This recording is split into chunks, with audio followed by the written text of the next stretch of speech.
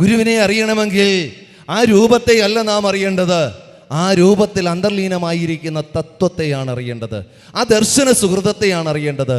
ഈ ദർശനോത്സവം കൊണ്ട് ഉദ്ദേശിക്കുന്നതാണ് 32 അല്ല 3200 ദർശനോത്സവം കഴിഞ്ഞാലും ഗുരുവിനെ കുറിച്ച് പൂർണ്ണമായും പഠിക്കാൻ നമുക്കാവില്ല. പക്ഷേ നാം ഇന്ന് കടൽ തീരത്ത് നിൽക്കുന്ന ഒരു എളിയ ഭക്തനാണ്. കടല് അതിൻ്റെ ആഴം ഈശ്വരനാണ്. അവോളം ജലം അതിലുണ്ട്, കോരിയാലും വറ്റില്ല. നിങ്ങളുടെ ഭക്തിക്കനുസരിച്ചേ അത് പാത്രമായി മാറൂ. നിങ്ങളൊരു ഗ്ലാസ്സുമായിട്ട് കടൽ തീരത്ത് ചെന്നാൽ ഒരു ഗ്ലാസ് വെള്ളവും കോരിക്കൊണ്ട് പോരാം. എന്തിനാ അടി അമ്പലത്തിൽ പോയത്? പരീക്ഷ അതിനു വേണ്ടി പോയത്. അവർ ഗ്ലാസും കൊണ്ട് പോയവരാ, പരീക്ഷയ്ക്ക് വേണ്ടി മാത്രം പോയതാ. നിങ്ങളൊരു ബക്കറ്റുമായിട്ടാണ് ചെയ്തതെങ്കിൽ ആ ബക്കറ്റിൽ വെള്ളം കോരിക്കൊണ്ട് പോരാം. ഇപ്പം അതൊന്നും അല്ലല്ലോ. ഇപ്പം എന്താ ചെയ്യുന്നത്? പമ്പ് സെറ്റ് വെച്ച് അടിച്ചുകൊണ്ടിരിക്കുകയല്ലേ. ശരിയല്ലേ? നിങ്ങൾക്ക് വേണം, ആ കടല് പറ്റില്ല. ഭക്തി ആവോളം നുകരാം, പക്ഷേ അത് ഏത് രീതിയിൽ സ്വീകരിക്കണമെന്ന് എന്നും അറിയില്ല. നമ്മൾ ഭക്തവേഷം കെട്ടുന്നത് മാത്രമേ ഉള്ളൂ. നിങ്ങളെല്ലാവരും വൈകിട്ട് ക്ഷേത്രത്തിൽ വന്നപ്പോൾ ഇന്ന് എല്ലാവരുടെയും നെറ്റിക്ക് ചന്ദനം തേച്ച് വെച്ചിട്ടുണ്ടല്ലേ? എന്തിനാ ചന്ദനം തേച്ചെന്ന് ചോദിച്ചാൽ പോലും നമുക്ക് അറിയത്തില്ലെന്നുള്ളതാണ് സത്യം. അതറിയാത്തത് കൊണ്ടാണ് ത്രേസ്യാമ്മ ചേച്ചിയുടെ നെറ്റിക്കോട്ട് ഇച്ചിരി ചന്ദനം തേക്കാൻ ചെല്ലുമ്പം ത്രേസ്യാമ്മ ചേച്ചി എന്നാ പറയും? നീ എന്നാടി എന്നെ മതം മാറ്റാൻ വന്നതാണോ എന്ന് ചോദിക്കുന്ന അവസ്ഥ. കാര്യം എന്താ? ഈ ചന്ദനം തേച്ചത് എന്തിനാന്ന് നിങ്ങൾക്കറിയത്തില്ല. അത് കാരണം നിങ്ങൾ അവർക്കൊട്ട് പറഞ്ഞു കൊടുത്തിട്ടുമില്ല. നമ്മൾ ഇപ്പോഴും അന്ധവിശ്വാസത്തിലാണ്. അന്ധമായ വിശ്വാസമല്ല നമുക്ക് വേണ്ടത്. നമ്മളുടെ മനസ്സിനെ നിയന്ത്രിക്കുവാനുള്ള പാഠങ്ങളാണ് ഓരോരോ കൃതികളിലൂടെ തന്നിരിക്കുന്നത്. എന്തിനാണ് മനസ്സിനെ നിയന്ത്രിക്കുന്നത്? മനസ്സിൽ അശാന്തിയുണ്ട്. എന്തിൻ്റെ അശാന്തി? വിഷയസുഖങ്ങളുടെ അശാന്തി. കാണുക, കേൾക്കുക, മണക്കുക, രുചിക്കുക, സ്പർശിക്കുക എന്നിങ്ങനെയുള്ള വിഷയങ്ങളിൽ ഇന്നും നാം അടിഞ്ഞുകൂടി കിടക്കുക. പ്രിയമുള്ളവരെ, അതിൽ നിന്നൊക്കെ മോചനം വരുത്തണം. മോചനം വരണമെങ്കിൽ എന്ത് വേണമെന്നറിയാമോ? സ്നേഹം വേണമെന്നേ. സ്നേഹം വേണം. നിങ്ങൾ ചിരിക്കാൻ പഠിക്കാദ്യം. വൈകിട്ട് ഇന്ന് വീട്ടിൽ ചെന്നിട്ട് കണ്ണാടി എടുക്കണം. കണ്ണാടിയുടെ മുന്നിലോട്ട് ഒന്നൊന്ന് ചിരിച്ചു നോക്കണം. എങ്ങനെ ചിരിച്ചാലാണ് ചേട്ടൻ ഇഷ്ടപ്പെടുക? ഞാൻ ചിരിക്കുമ്പം ഒരുമാതിരി കളിയാക്കി ചിരിക്കുന്ന പോലെ ചേട്ടന് തോന്നുവോ? മക്കളെ കാണുമ്പോൾ എങ്ങനെ ചിരിക്കണം? ആദ്യം ഒന്ന് ചിരിക്കാൻ പഠി. ഒരു നഷ്ടവും. ഇങ്ങനെ ഒന്ന് കാണിച്ചാൽ പോരെ, ഒന്ന് പല്ലിളിച്ചാൽ പോരെ. ഒന്നിനും ടാക്സ് കൊടുക്കേണ്ട കാര്യമില്ലല്ലോ. ചിരിക്കാൻ പഠിക്ക്, സ്നേഹിക്കാൻ പഠിക്ക്. ഞാൻ നല്ലൊരു ദേവാലയം പറഞ്ഞു തരാം. നമുക്കൊക്കെ ഇഷ്ടം ഇവിടെ വരുമ്പോൾ ഇവിടെ ആര് മാത്രമേ ഉള്ളൂ? ഗുരു മാത്രമേ ഉള്ളൂ, ഇല്ലേ? ഞാൻ ഈ ഗുരുദേവൻ എന്ന് പറയുമ്പോൾ പോലും ഞാൻ അതിനെ എതിർക്കുന്ന കൂട്ടത്തിലാണ്. കാരണം ഗുരു സാക്ഷാത് പരബ്രഹ്മമാണ്. നാം ശരീരമല്ല, അറിവാകുന്നു. ശരീരമുണ്ടാകുന്നതിന് മുൻപിലും അറിവായ നാം ഉണ്ടായിരുന്നു. ഇനി ഇതൊക്കെ ഇല്ലാതെ പോയാലും നാം ഇപ്രകാരം പ്രകാശിച്ചു കൊണ്ടേയിരിക്കും. ശരിയല്ലേ? ആത്മവിലാസത്തിൽ ഭഗവാൻ പറയുന്നില്ലേ, നാമും ദൈവവും ഒന്നായിരിക്കുന്നു എന്ന് പറയുന്നുണ്ടല്ലേ? അപ്പം ചിന്തിക്കേണ്ടത്, പക്ഷേ നമുക്ക് ഗുരുവിനെ രൂപമായി കാണാനേ ഇതുവരെ പറ്റിയിട്ടുള്ളൂ.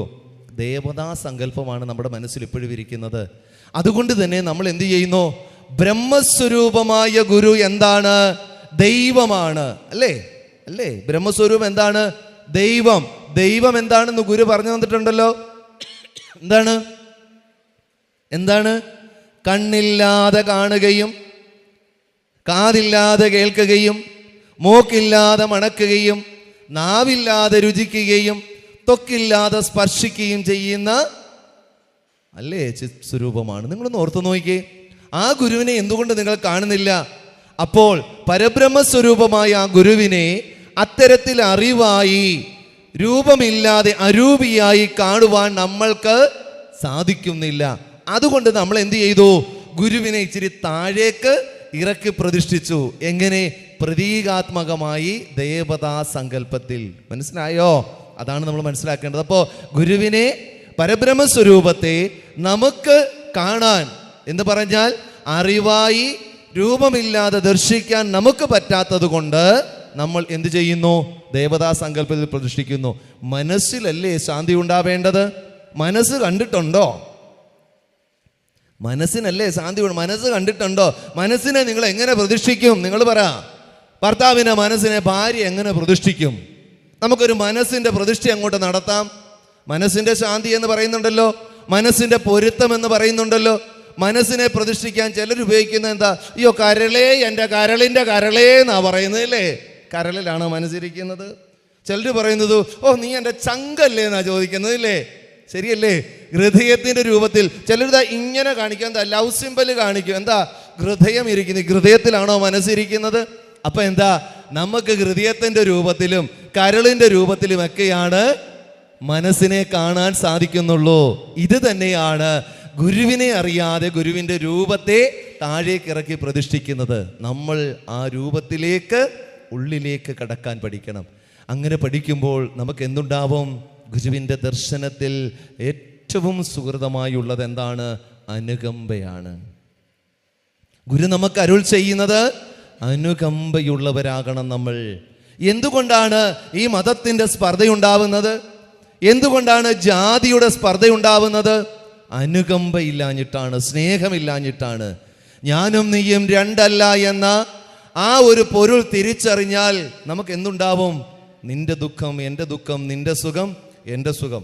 ഞാൻ 2018 വെള്ളപ്പൊക്കം കഴിഞ്ഞ് ഒരു വേദിയിൽ, രാഷ്ട്രീയക്കാരുൾപ്പെടെയുള്ള ഒരു വേദിയിലിരിക്കുക.